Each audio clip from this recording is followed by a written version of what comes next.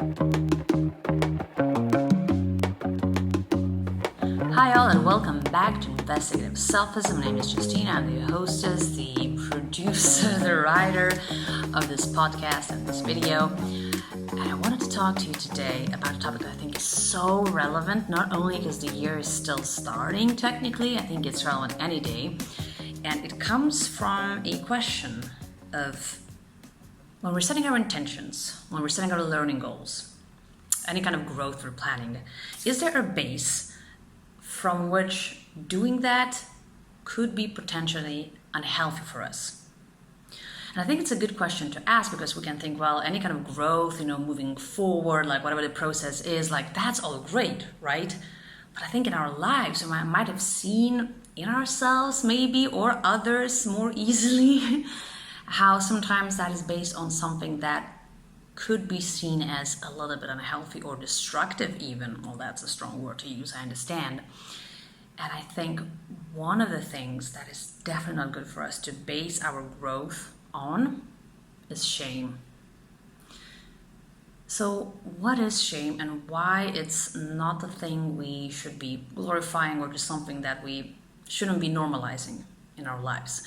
Well, how researchers, people who work with human emotions and behaviors, how they define it and the difference between guilt and shame, something I've talked about in my previous episodes and my articles. So guilt is saying that I did something wrong, I did something bad.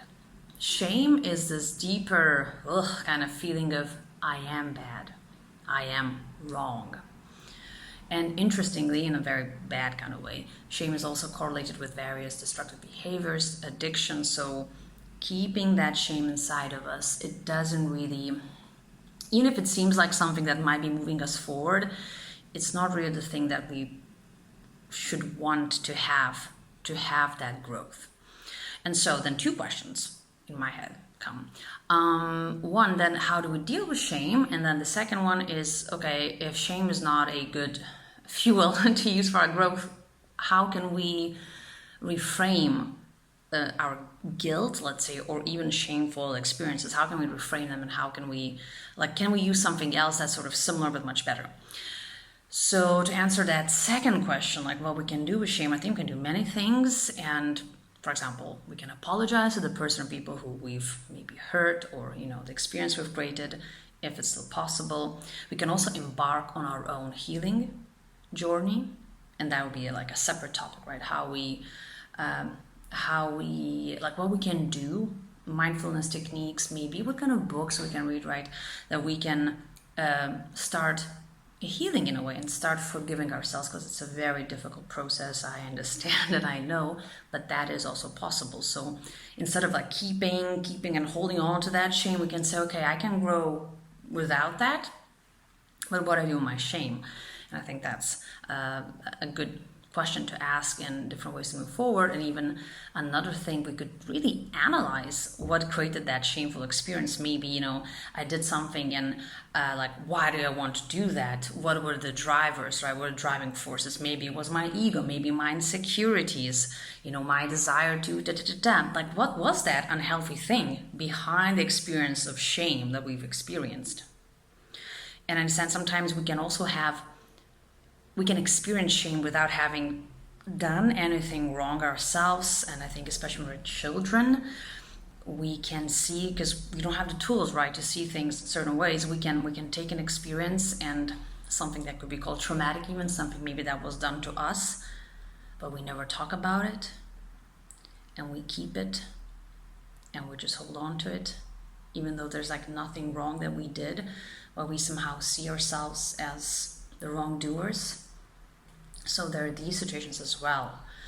So there are different ways how we can unpack shame, and I think we can do that in healthy ways without once again building anything else on top. Then my first question was, okay, so if not shame, what can we base our learning, our growth on? What could be healthier frameworks to see even those shameful experiences? And I think one of the best ways probably to look at that is not that, I want to avoid this. I've had this experience and I was ashamed and I don't want to have this. So it's moving away from what I don't want to have to how I want to be. So, and if I think that this was shameful because I wasn't the real, like the good, that the Buddha nature, whatever me, then I can say, okay, so how do I move to that me who is congruent with my values, with my life mission, with how I want to show up in the world? So I don't have to look at the shameful thing and say, this is how I don't want to be. I just don't want to be that, which is not okay, but how do I want to be? And I think there's more lightness if we say, okay, how would I need to show up to be the me that I want to be? If I think I'm kind, let's say, if I think I'm helpful and I'm brave, let's say, and I'm like, I don't know, I'm this kind of person, how do I have to be to be that?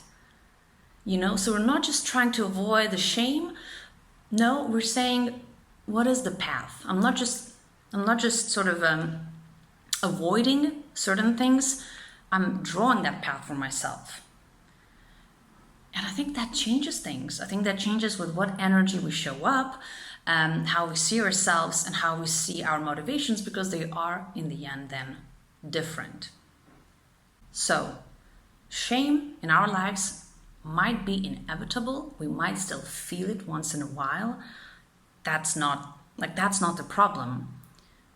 But it's something that we can go through instead of staying there.